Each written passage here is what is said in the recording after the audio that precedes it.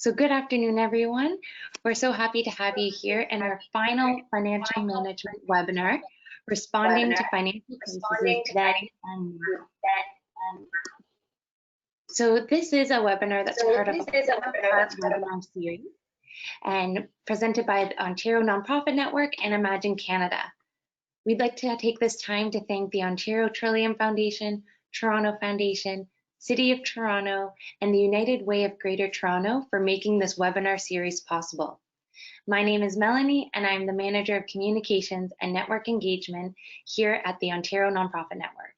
If you're new to ONN, we're a provincial network that support the 58,000 nonprofits and charities within our province. We focus on public policy, advocacy, and services that strengthen our sector to be a key pillar of our society and also our economy. And if you're already a member of ONN, welcome back and thank you so much for your support. Our advocacy work, such as our recent survey that we just put out, wouldn't be possible without you. Now, if you do have any technical difficulties throughout the webinar, we recommend that you close your browser and you reopen it. But if you still are having troubles, please feel free to send us a question through the chat function if it's related to technical questions. And now, while we're waiting for a few more people to join the webinar, we're going to do one quick poll, which is about what you're hoping to learn in this webinar. So are you interested in learning the differences about the nonprofit sector's financial response to crises now or in the past compared to now, such as SARS in 2003 or the Great Recession in 2009? Are you looking forward to hearing lessons learned from previous crises that can help organizations steward in times of COVID-19 and beyond? Are you hoping to get advice on how to prepare for a post-COVID-19 world? Or are you hoping to learn specific information by asking questions in our live question and answer session? So I'll leave that open up just for a bit.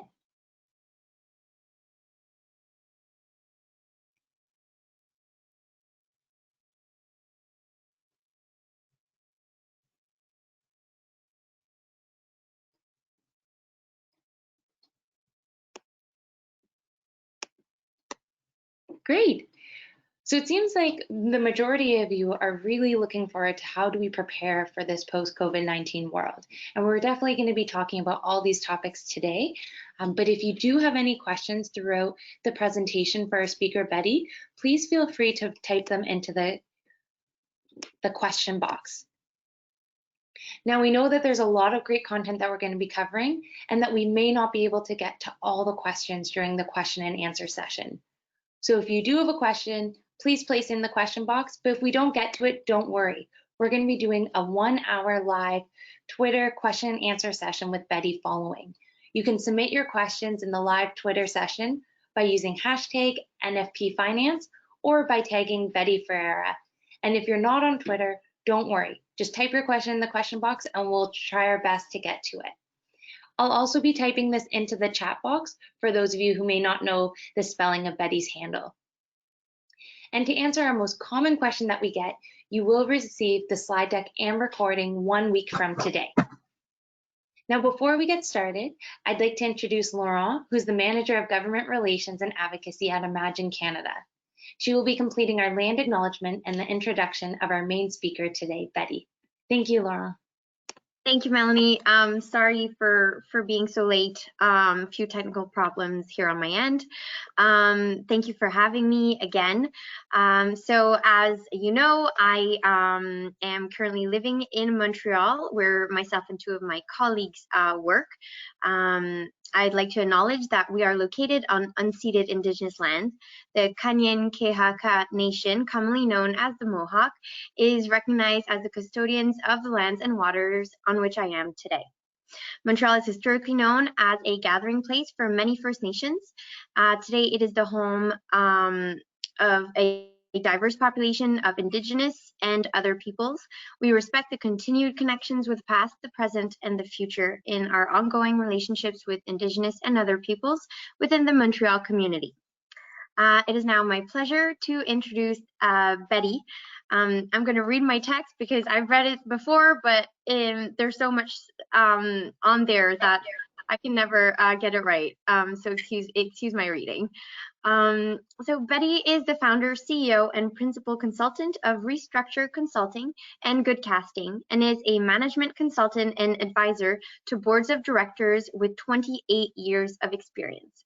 As a strategist, coach, trainer, and speaker, Betty inspires social purpose leaders to adapt, prepare for, and create the future.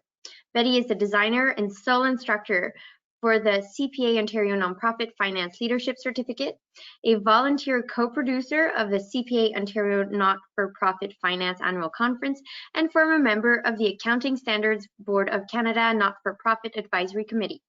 Betty has a master's certificate, Black Belt Lean Six Sigma, and has been a member of the Chartered Professional Accountants of Ontario since 2013. She received the designation of Fellow of the FCPA FCMA in 2018. And lastly, she's also been a nonprofit-driven speaker. So thank you so much for joining us today, Betty. Thank you so much, Laurence, and thank you, Melanie, and hello, everyone. All right, let's get started. One of the workshops I presented at ONN's nonprofit-driven annual conference this past fall was called, ironically, Fiscal Foresight. In my opening, I talked about a call that I had received a week before the conference from a president of a nonprofit organization. The organization he presided over was on the verge of bankruptcy and closure. He was emotional and very disappointed. I can still actually remember how sad he was. And I get calls like this all the time. Some of them I can help, and some of them I can't, either because the crisis was too severe or they've come to me too late and there just isn't enough time for a turnaround. This organization didn't experience a financial crisis imposed on them like many of you are feeling right now due to COVID-19. This organization limited their gaze to program delivery only and not enough to strategy, and was likely closing gradually over 10 years and then suddenly one day this last fall. The notice of their closure read, "Closed due to unforeseen circumstances." And I believe that to be true. There were circumstances and they were unforeseen by them. The ability to prepare for the future, whether it is due to an external threat or not, is based on your ability to foresee circumstances as much as possible, to understand your blind spots as much as possible, and to develop a strategic posture and a corresponding plan that will guide you and the organization into the future with a focus on resilience as much as possible. And so I'm here today to speak about preparing for the future. And I will show you that having a strategic posture to the future, using a foresight lens to view the future, and retaining the attributes, characteristics, and practices of strong strategic and financial leadership will help you to create the best possible future for your organization given the external environment at this time. So in order to understand what future to prepare for, we should start by getting a sense of how this financial crisis compares to and is different to other crises in the past. And specifically, I'm going to talk about and reference the Great Recession of 2008 and learn more about its general impact, the COVID-19 financial impact on Canada, on our nonprofits, and in general, to get a scope of what this crisis is all about.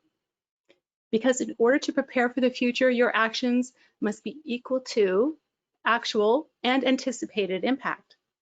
So let me give you an example that we'll use for this webinar. Let's use a teeter-totter as an example. It's best if this imaginary teeter-totter was always in balance. The strategies and the capacity of the organization should always at least balance out the impact of the external environment. In times of financial crisis, it is similar to having a lion enter a playground and pounce on the teeter-totter, causing the organization to be destabilized. So in order to prepare yourself for the lion's approach and for the possibility of a crisis, and to enable strategies that focus on resilience, you need to have a sense as to how fast the line is coming, the potential heft of its impact, and how long it intends to hang around. That's what is required with this financial crisis.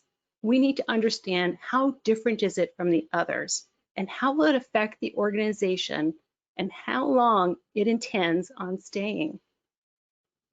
What we know so far, and we're still technically, potentially in early days of this crisis, is that this financial crisis is like no other that we have experienced before.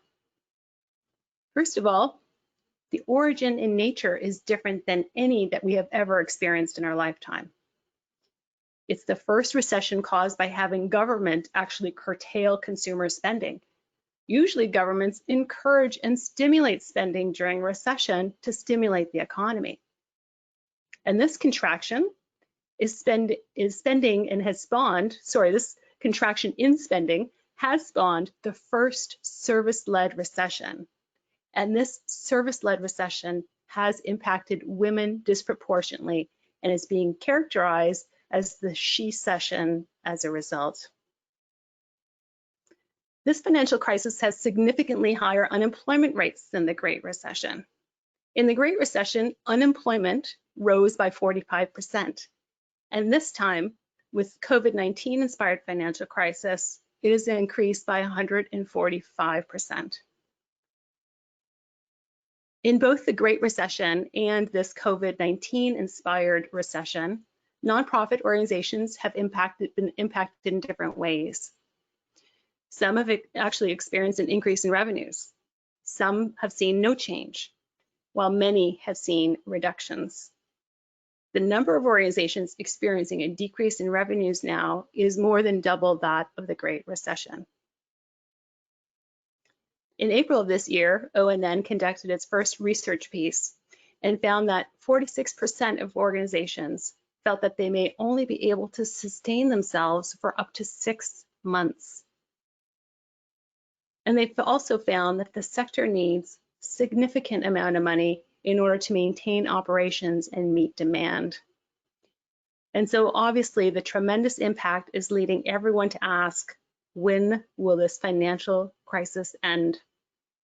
This is important information as we all try to prepare for the future. So as you know, recessions are characterized by specific shapes. They're often referred to by letters. The V-shaped curve, as you can see here with the Great Recession, shows a sharp decline and then a rise. There are other recessions that have been U-shaped. So they've had a sharp decline, lasting lows before there has been a recovery. And some recessions have been W-shaped, where there's a sharp decline in GDP, followed by recovery, and then followed by another sharp decline before the recovery period. And finally, there's also the L-shaped recession, like in the Great Depression, which is essentially a sharp drop in a longer period of economic recovery, economic contraction before recovery. Unfortunately, we're probably still in the eye of the storm, and so we don't really know what the shape is of this recession. There are too many variables that are still not clear. For example, will there be a second wave? How long will the second wave last? And if there's a second wave, the shape is more likely to be W instead of a V. It's just too early to tell. Keep particular attention to the news about the shape of the recession and which letter the economists are using to describe the financial crisis, and whether that prediction changes over the next few months, as this will give you a guide as to how long this recession will last and the path that the economy will take. The takeaways in this area are that this crisis is different than the others, different than others we've experienced in our lifetime. It is more severe than the Great Recession, and the timing of the post-recovery stage is still uncertain. As we're in the center of this crisis and attempting recovery, this is probably a good time to look back with some hindsight at previous crises to determine lessons learned from those experiences and learn about the attributes of organizations that remained resilient in previous crises to help us all prepare for the future. It'll probably be no surprise to you that strategic and financial leadership adequately encapsulates these attributes. But let's talk about a few lessons learned before we dive into those attributes. There are many lessons from previous crises, but I think 4 particularly stand out for me at this time. I hear often from those who've taken my finance training courses and my clients that they are actually surprised that the funding has essentially remained flat for many of their provincially funded programs since the Great Recession. And so the lesson here is that the funding may not return to the levels of increase or at the pace of growth that you might be expecting or hoping for. Another lesson learned by many nonprofits at the time of the Great Recession in 2008 is to prioritize a strategy for reserves, and specifically to never deplete the reserves in an emergency. Build a plan to increase annual surpluses in order to replenish emergency reserves, and ensure that there is a policy and a procedure to guide the use of reserves. And be careful of using reserves for short-term stability and end up sacrificing long-term sustainability as a result. This is risky and can leave the organization more vulnerable in the future. We'll talk about this later in the presentation as well. The third lesson learned is the need to rethink revenue diversification. Ensure that the organization is not relying on revenue from vulnerable sources to pay for essential expenses, as the CEO's salary, for example, the audit, legal fees, insurance, or rent or lease. The lesson learned here is to understand the revenue model of the organization and the extent to which revenue that is vulnerable in times of crisis is currently relied upon for paying essential expenses. And finally, I'd like to actually speak about intermediaries. At the time of the Great Recession, the Ontario Nonprofit Network was only a few years old. It probably didn't have more than 60 people at its AGM that year, and its ability to advocate for the sector was limited compared to what it is now. The sector is fortunate to now have such strong intermediaries as the ONN, Imagine Canada, United Way Canada, to advocate for the sector in ways that the sector did not have at the time of the recession. The small investment that each of you make each year in supporting intermediaries is worth it. I can't even imagine the fate of the sector without the support of the intermediaries at this time. It's such a small investment for such a great return on investment. Okay, so let's get to the attributes and the characteristics and practices of organizations that have been resilient through times of crisis in the past. I'd like to share with you 2 studies that have examined nonprofits in particular to determine what these characteristics have been of organizations that are more resilient than others.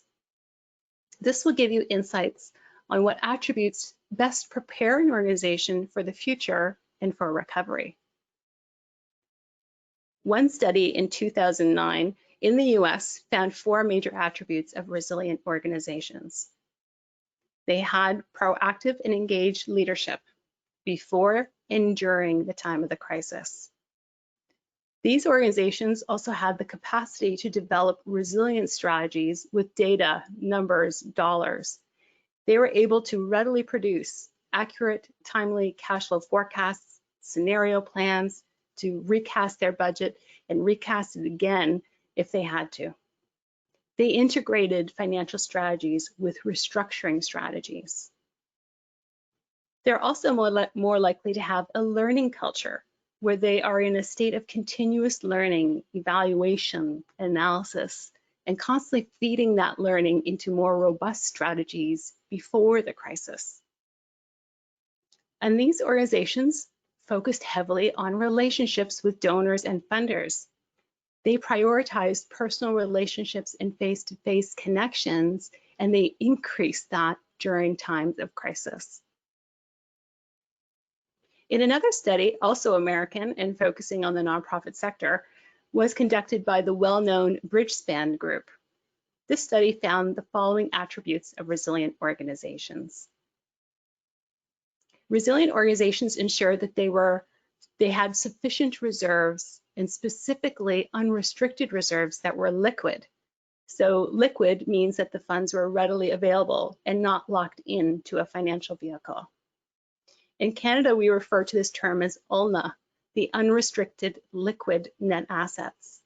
But in the US, they refer to it as LUNA, liquid unrestricted net assets. In addition, this study found that these resilient organizations had sufficient working capital. So working capital refers to the ability to have sufficient assets to fund operations and growth, even if that growth is just for natural scale. These organizations had financial expertise and capacity. They integrated finance with strategy well, and they had the ability to scale the organization for natural growth. And their ability to do so was, of course, based on their financial expertise. And finally, this study also found that resilient organizations had strong networks and relationships with their key stakeholders. So that had come up again. As you can see in these studies, that leadership, in particular financial leadership, is key to enabling resiliency. And so the key takeaways here are the financial crisis affects nonprofits at different times. Some, like arts or fee-for-service organizations, feel the impact first. And while government-funded agencies may not feel the impact at the time of the crisis, or at least not as much, it is very possible that the impact on these organizations will lag.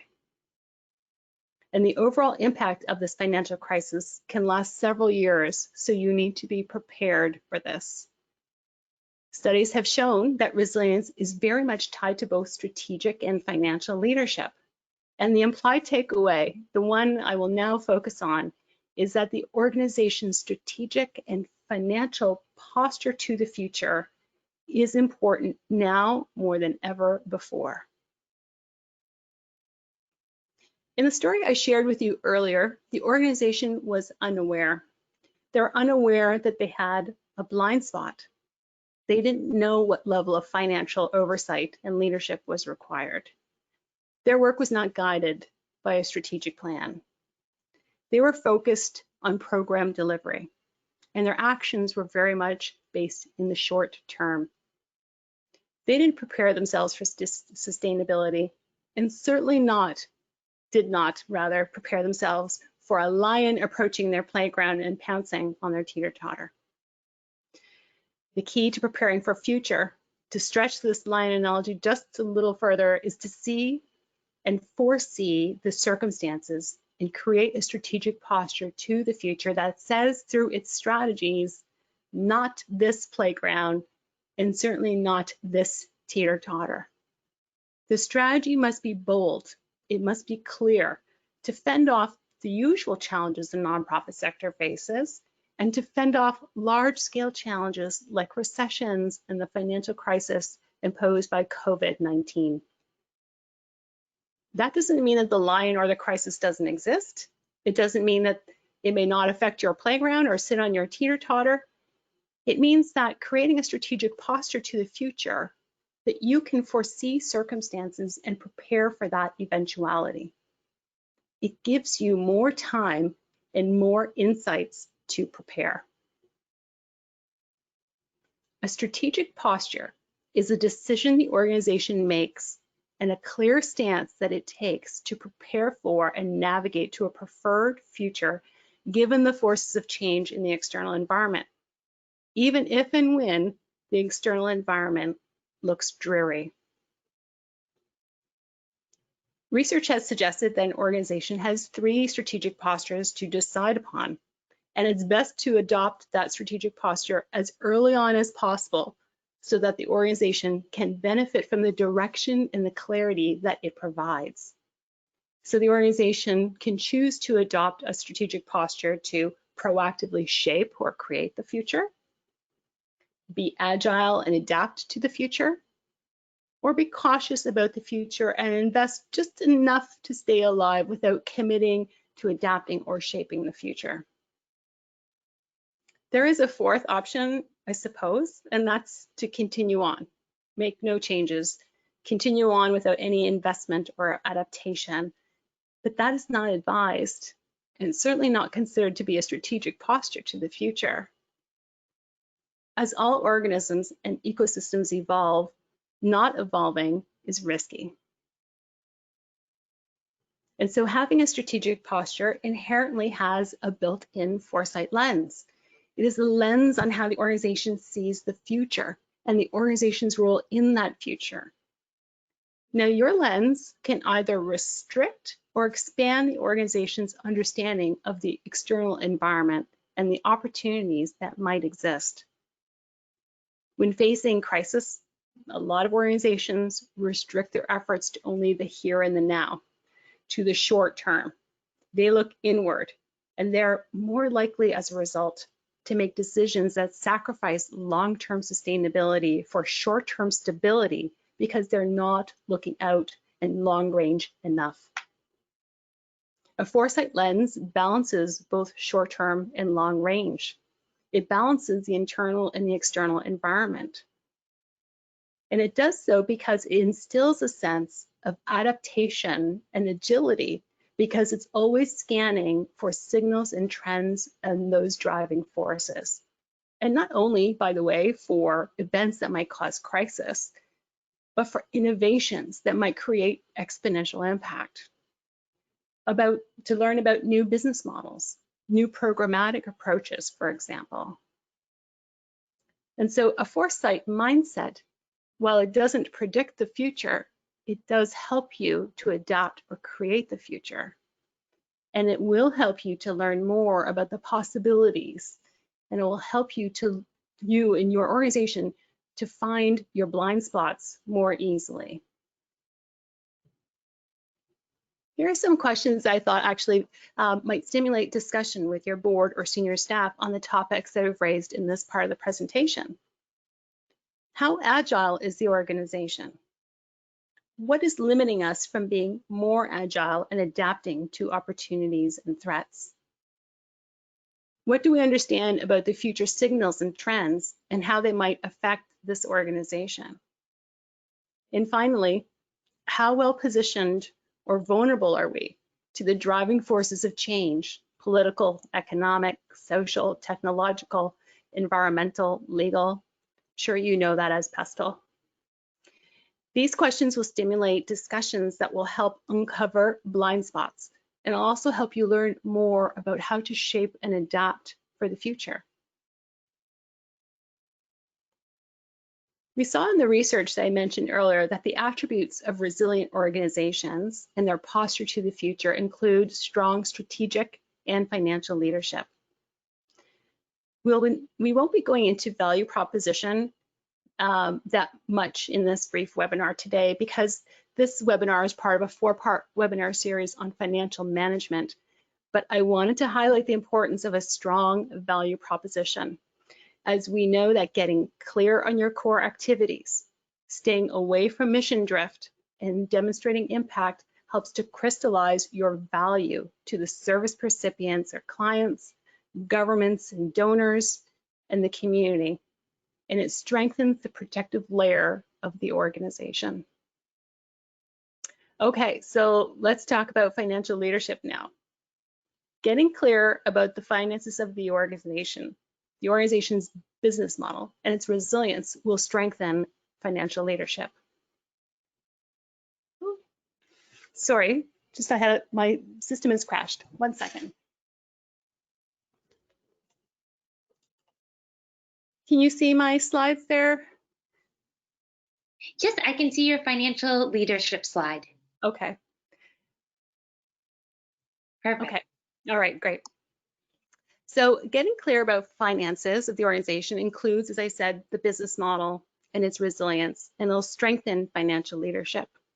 When I refer to financial leadership skills, I'm emphasizing the leadership skills held primarily by the CEO. And secondly, by the board and management staff and both finance and non-finance managers and directors. In my experience, if financial literacy exists primarily and only with the accountant of the organization will have a hard time instilling financial leadership that is obvious and inherent in its strategies, its practices, and its mindset.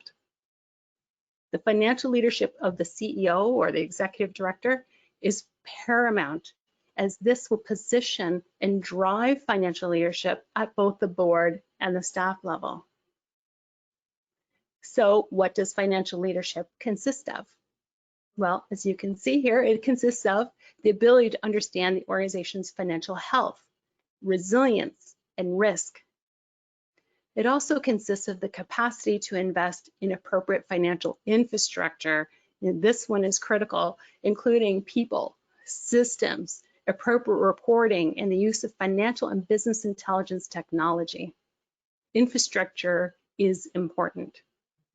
It also consists of having the capacity to analyze and modify the organization's business model, its cost structure, revenue structure, the structure of its capital, which is the assets and liabilities. And it's the ability to set a reserve strategy, a strategy for acquiring surpluses, strategically allocating reserves across to key areas, and one that carefully spends down and replenishes the reserves. We'll talk about each of these. In fact, I have actually 18 attributes and indicators to share with you now. And I don't have time in a 45-minute webinar to teach you how to do all of these things, these 18 attributes, because this would take several days of training. So I'd like for you to grab a pen and take notes. Write down which areas here are your blind spots. Which actions do you have to take to strengthen financial leadership? Okay, so here we go. Financial leaders are able to know how to read and understand financial statements. They understand financial terms and concepts. They know how to analyze and restructure the organization's business model, including the cost structure of programs, the revenue structure for the whole organization, and of course, the reserves. Upon analyzing that business model, financial leaders understand which elements of the business model create the most risk and why, and they have the capacity to mitigate the risks as much as is possible. They're also able to write a financial narrative that explains the financial statements, that takes the financial statements and summarizes the financial health, the financial position, and actions required for future sustainability in words. And financial leaders know which financial reports to send to the board and which to send to management staff, the format of these reports, and the frequency. Financial leadership positively influences, of course, the financial health of an organization. And that puts it in a much more resilient position prior to any financial crisis, but also positions an organization well coming out of a financial crisis. So these indicators now will give you some insights on what to target and plan for as you work towards recovery. Organizations that are more resilient to risk are ones that have had an unrestricted surplus at the end of at least 2 to 3 consecutive fiscal years. They have tight budget oversight, and their variances on average are between about 10 to 15% and do not exceed that amount. They are organizations that have sufficient working capital to finance operations and natural growth. So this highlights the need at this time to ensure that budgets are developed so that surpluses can be gained. And that might be impossible, but especially right now, and you may have had to use reserve funds to help with cash flow deficits due to the crisis.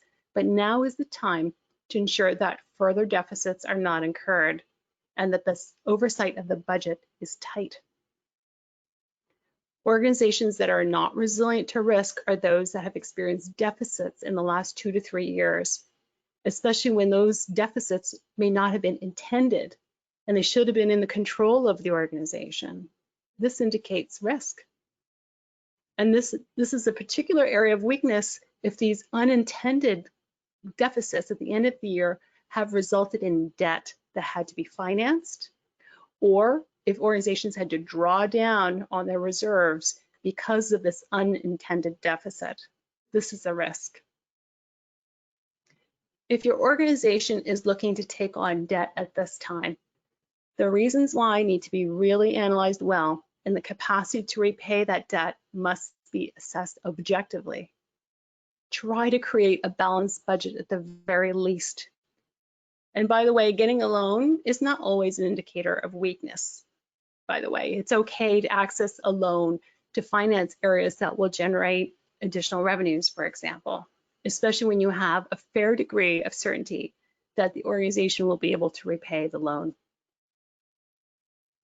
And financial leadership is also about ensuring that there is appropriate financial infrastructure, including the ability for the organization to produce accurate and timely reports, and in particular, that financial reports are completed within 30 days of the previous month end, so as to allow close monitoring and oversight and quick actions.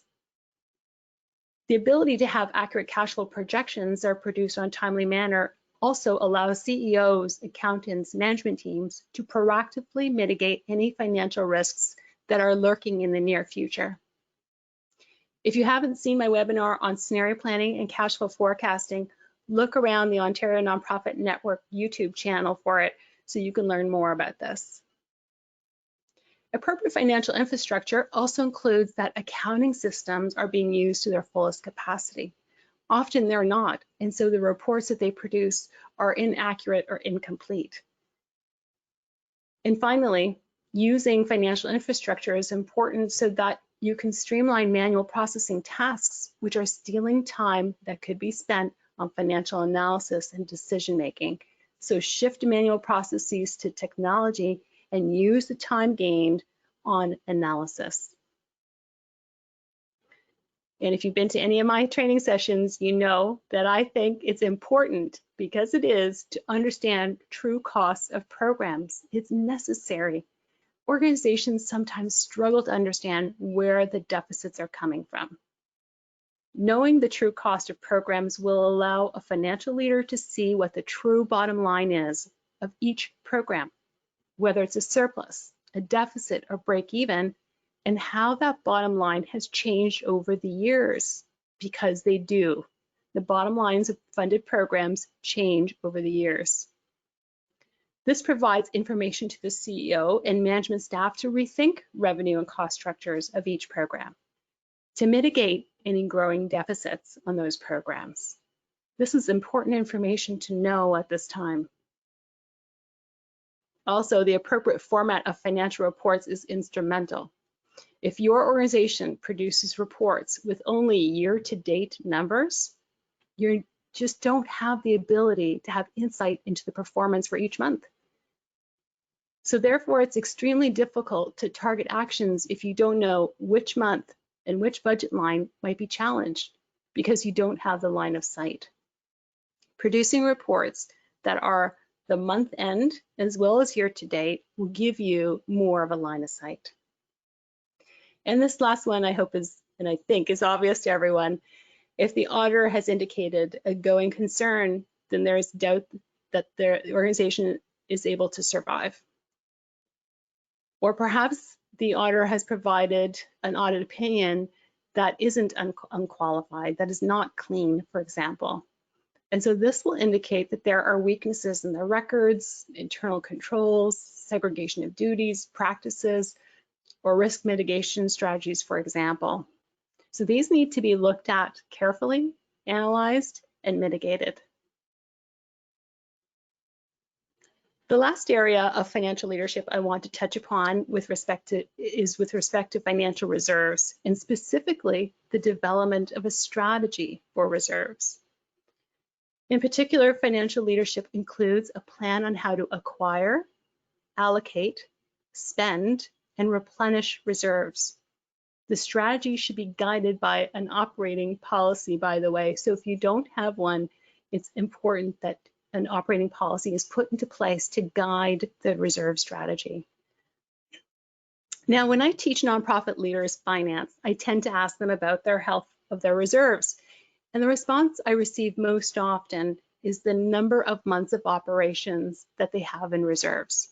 So they can tell me, and they do tell me, that it's 1 month or maybe 2 months, 3 months.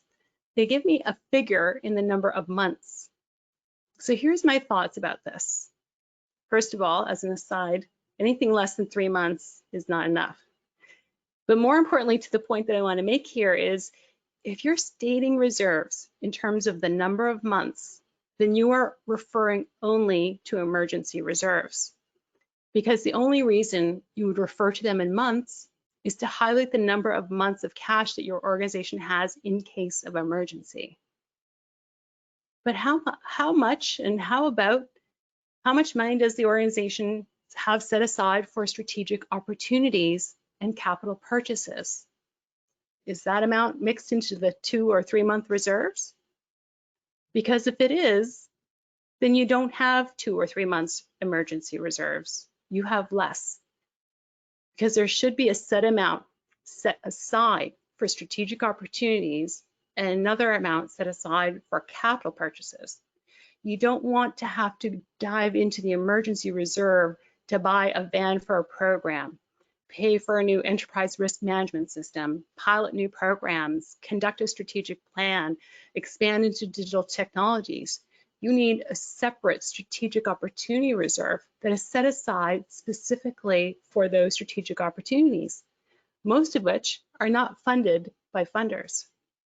Or perhaps you need to set it aside because it's going to take time to save money before you can purchase any of these things or access any of these services. Emergency reserves must be accumulated, set aside, protected, and preserved for emergency only. So financial leadership here entails knowing which reserves you need, how much you have in total, how to allocate that amount across the reserves, and a plan on how to spend and replenish the reserves. This template example should help you along in the process of allocating reserves. So the most comprehensive way is to calculate how much the organization will need for each of these areas. How much will it need for emergency fund? Maybe it's 3 months, maybe it's 6 months. What's the target you want? So calculate the total amount and put it in the target row. Do the same thing for strategic opportunities that the organization would like to pursue. And same thing for capital. For capital purchases here, maybe you want to look at the next 3 years. So include whatever the amount is for capital. Then take the total amount of unrestricted reserves. So this would sit on your audited financial statements, your balance sheet, which is now called statement of financial position. Your reserves will sit under either net assets or fund balances. It depends on which accounting framework you follow. So that's where you're going to look, and you're going to look for unrestricted reserves and allocate them across these 3 reserve areas. That way you can see how much the target is and the amount you have allocated to each and what the variance is and how much you still need to raise and to reach your target. This is an example. This exercise will help clarify the amount of money the organization needs to generate, and information should then feed into your budgeting process. And by the way, a reserve strategy should be reviewed and approved by the board, and these decisions can be changed at any time by the board. They can make a decision 1 month and then change it the next month because these are your internally restricted reserves. So take some time to forecast and scenario plan and take into consideration different recession curves and the length of the potential recession so that you can assess how best to allocate these reserves. And if you don't have a plan like this one, now's the time to develop one because the external landscape changes might be significant. And again, you can update your reserve strategy and scenario plans at any time. And so the key takeaways for financial and strategic leadership are to get clear about financial leadership. Don't sacrifice long-term resilience for short-term stability. Develop a strategy and a policy for your reserves that will anchor you and guide you in this work. And of course, you need to balance the budget. This is critical now. And use your reserves prudently. Ensure that you're looking at the true cost and bottom line of your programs. That will help you and guide you in making decisions. And have very strong, close oversight of the financial statements and recast the budget as much as is required, as often as is required. And so here are some questions to help stimulate discussion on what we have covered in this webinar. Again, please feel free to have these discussions with your board, with your senior management staff. What should the organization's strategic posture to the future be and why? How do our characteristics, practices, attributes stack up to the attributes of resilient organizations? And what are our blind spots? Having a discussion about blind spots in particular will reveal people's perceptions about the organization's blind spots. Remember, not all blind spots are blind to all people. You might find that in this discussion, people will say things like, I always thought the organization had a blind spot in ... or why do we do things that way anyway? So use these conversations as a way to know what you currently don't know and to expand your horizon. I hope that you take away from this webinar the key message that in order to prepare for the future, you have to see it more clearly. You need to foresee circumstances and your options as much as possible.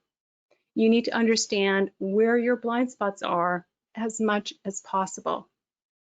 You need to build a plan of action to strengthen the attributes, the practices, the characteristics of strong strategic and financial leadership, because they will protect the organization and also enable the development of resilient strategies as much as possible.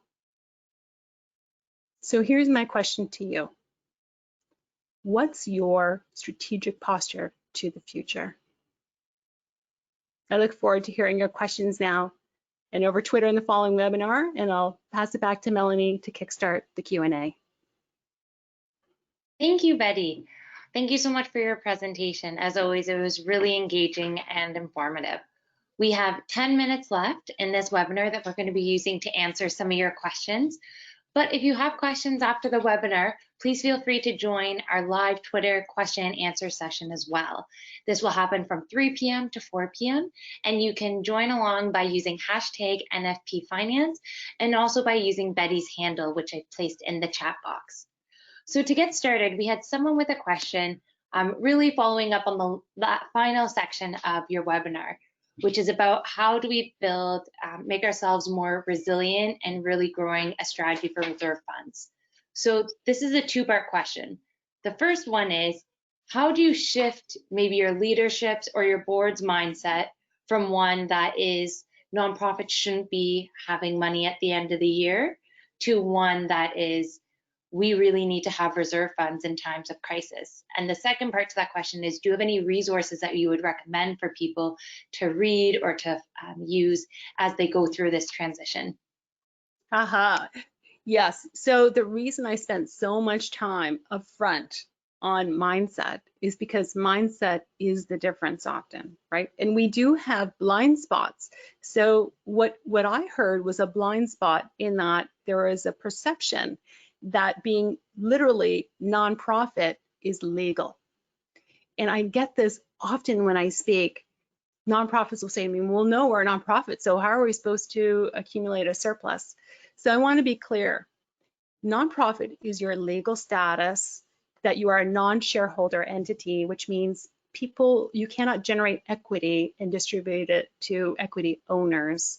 You are allowed to have a surplus. CRA looks at whether you are accumulating surpluses and not reinvesting them into the nonprofit itself. That's what they're concerned about. They are okay with a nonprofit generating a surplus. what you hear from CRA in the news is that there's been, a clampdown on organizations that have excessive revenues or excess reserves. And sometimes these are actually not even legitimate nonprofits, right? Because they're there to scam and to generate a lot of revenue. So you are allowed to have a surplus. And in this day and age, and for the last 10 years, 15 years, even 20 years, funders do not fund 100%. If you're a long-term care home, you get maybe 98%, but most of other nonprofits are not funded to 100%. So where does the extra money come from to be able to scale the organization for natural growth? It comes from generating a surplus that you put into reserves for strategic opportunities that you then use and you reinvest. And that's legal and that's appropriate. And that's the only way an organization will stay resilient, is to have enough working capital to invest in the delivery of the services and even just the natural scale of the organization. And so the mindset is connected there to what people think is true. And so unpacking why they feel that way and getting to the root is really critical. I bet you that they're going to say that's the law. You're not allowed to generate a surplus. You are. So I'm sure that there are resources out there for that, but I've written it down because I think that's an important thing to blog about, and I'll include it in the newsletter, upcoming newsletter. And if you sign up, then hopefully you'll find it there and you can use it at your board meetings. But resources, I think in this area are actually a little weak. You have to go through technical details at CRA websites, which are very long and bland. But if you have a pro bono lawyer or a lawyer that you need to speak to get verification that this is true, then do that, because this obstacle will limit your organization from growing. It's just too challenging to be a resilient nonprofit if you're not generating surpluses at the end of each year, which will be modest, right, to invest in the natural scale and the resilience of the organization. Thank you. And would you suggest a similar strategy for those who have funders, who have restrictions on the amount of reserves you can have? Yes, so funders have shifted over my 28 years experience. I've seen funders shift, and they shift because nonprofits have a conversation with funders. And so remember earlier on, those attributes were about having strong relationships. Yeah, so this is what happens. What you're doing is you're opening their perspectives as to what you need. And certainly in the last 20 years, nonprofits have needed more and more. And so I've seen organizations be funders be very restrictive of the amount of reserves you're allowed to hold and the types of reserves, to loosening, those parameters. And I think that what we don't do enough in this sector is have these conversations with funders for them to understand that they, of course, are not funding 100%, and so reserves are required to do strategic planning, to get into digital technologies, to expand programs, there's the long list. I'm sure everyone listening today can create a long list of things that are required and are not funded. And so I would say keep on educating the funders, because that's the one thing that has worked in the last 20 years, is having more and more conversations with funders so that they can expand what that is in terms of their boundaries, their limits for how much you can retain. Thank you. So one of the other things you talked about in your presentation was that sometimes blind spots aren't blind to everyone. And so when you're talking about unforeseen circumstances, some people may actually would have been able to predict that they were happening. I'm just gonna mute you, Betty. It's a bit of an echo, but some people would have been able to see them happening if they had done stronger preparation. So one of the questions we have from an audience member is that they're a member of a board, and what they're finding is that their executive director may not have the financial capabilities to do these projections and to really make themselves a resilient organization. They don't want to be micromanaging their executive director, but they also want to make sure that their organization can follow the steps and the guidance that you've provided. What should they do in that situation? Yeah, so I think it's really important. We're no longer in the position of having core funding where you could kind of get away with not having a good understanding of finance. We're no longer there. And this financial crisis has launched us even further away from that perspective. So it really comes down to the strategic priority of the organization. And like I said earlier, it needs to be bold and it needs to be clear, and we can't be afraid. Because again, if you are, then the space that you're living in is one where that skill set will not be enhanced. And so having a conversation with the executive director about retaining financial leadership skills is critical. Now, I have to tell you, I think a lot of EDs think that they're going to walk into an accounting class and it's for profit and they speak in different terms and too technical and too dry and they're not going to get it and won't be able to put the pieces together. You know, the programs that I teach, and it's offered through CP Ontario and otherwise, what we're trying to do is ensure that it is actually open and receptive to the executive director in particular, because I said in my presentation, they set the tone, and the amount of knowledge that the ED has in terms of financial leadership is what changes the paradigm. And so board members need to have a conversation with their executive directors and CEOs, because that is a critical position for this competency to lie in. Now, it doesn't mean that the CEO is going to be crunching numbers on Excel. Because actually, and I think many people, if there are any who have taken any of my programs, they can put into the chat, you don't spend a lot of time at all on number crunching, because financial leadership is logic. It's not math. It's about understanding what is happening from a diagnostic lens and being able to then understand where the risks are, where the opportunities are. And so having that conversation with the CEO, executive director, for them to understand it's a critical competency, you just have to do it. We're not in that space anymore where you can let that go. And secondly, to tell them that it's not that for-profit, dry, technical accounting, math knowledge that we expect out of them, but finance leadership, right? Understanding the financial health is imperative. Setting the right infrastructure, critical. And so I think it's just, it's important to have a coaching conversation, a mentoring conversation, one that opens up their perspectives on what financial leadership is. When this video comes out, maybe you want to send them a link to that and sit down and watch it together and stop at critical junctures to say, what can we do better here? How can we expand our financial leadership skills? And I wish you all the best. It's a critical skill at this time in particular.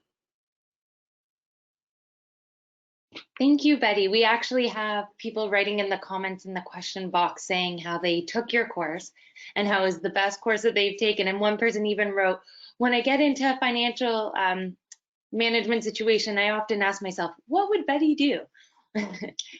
So lots of positive feedback. And I just want to say thank you so much for joining us today and for completing this 4-part webinar series.